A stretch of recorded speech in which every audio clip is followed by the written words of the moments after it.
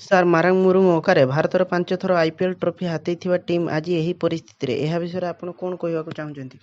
ହଁ ଆମେ ମାନୁଛେ ଆମେ 5 ଥର ଜିତିଥିଲେ, ବଟ୍ ଏଥର ଆମ ବ୍ୟାଟ୍ ଆଉ କିଏ ବଲ୍ ଚାଲୁନି। କ'ଣ କେଜାଣି ହେଇଛି, କ'ଣ ଆମକୁ ଅଭିଶାପ ପଡ଼ିଯାଇଛି ନା କ'ଣ କରିବା? ଆମ ତ ବ୍ୟାଟ୍ ଆଉ ଚାଲୁନି। 150 ରନ୍ରୁ ତ ଆମ ବ୍ୟାଟ୍ର ଆଉ ଅଧିକା ହେଉନୁ। ଆଉ ଆମର ଯେଉଁ ବୋଲର ସେମାନେ ଯେଉଁ କୁକୁର ରକମ ମାଡ଼ ଖାଉଛନ୍ତି, ଯେଉଁ କୁହନି ଯେଉଁ ପରିସ୍ଥିତି ଆମର, ଆମେ ବହୁତ ଦୁଃଖିତ।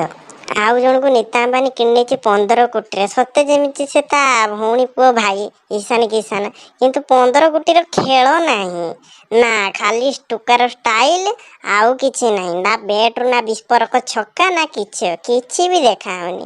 ଛି କି ପରିସ୍ଥିତି ଆମର, କୁହନ୍ତୁନି ଯାହା ହେଇଛି ଏଥର ଛାଡ଼ନ୍ତୁ। ଆଉ ଆମେ କ'ଣ କରିପାରିବୁ? ତଥାପି ଆମେ ଭାବୁଥିଲୁ 0ରେ ହାରିବୁ, ତଥାପି ଆମେ 3ଟି ଜିତଛୁ। ସେ ସବୁ କେବଳ ମୋରି ପାଇଁ। ମୁଁ ଟିକେ ଯାଇକି ଚଣ୍ଡୀ ପାଠ କରିକି ଟିକେ 2-3ଟା ଅଣ୍ଡା ଫଟେଇ ଦେଇଥିଲି, ସେଥିପାଇଁ ମାଆ ଟିକେ ପ୍ରସନ୍ନ ହେଇକି ଆମକୁ 2-3ଟା ମ୍ୟାଚ୍ ଜିତେଇଛନ୍ତି। ଆଉ ଆମ ପାଖରେ ତ ଆମ ଭାଇ ଅଛନ୍ତି CSK ଆମର, ଆଉ ଆମ ଟେନସନ୍ ନାହିଁ। ଆମେ ତ 2 ଜଣ CSK ଆଉ MI, ଆଉ ଏମିତିଆ ବନ୍ଧୁ ହେଇକି ଆମେ ଯିବୁ, ଆଉ ଘରକୁ ତ ଫେରିବୁ, ସେଇଟା ତ ଆମେ ଜାଣିଛୁ। ଆଉ ହଉ, ଧନ୍ୟବାଦ। ଆମକୁ ବିଦାୟ ଦିଅନ୍ତୁ। ବିଦାୟ ପୂର୍ବରୁ ଏଇ ଚ୍ୟାନେଲକୁ ଟିକେ ସବସ୍କ୍ରାଇବ୍ କରିଦିଅନ୍ତୁ।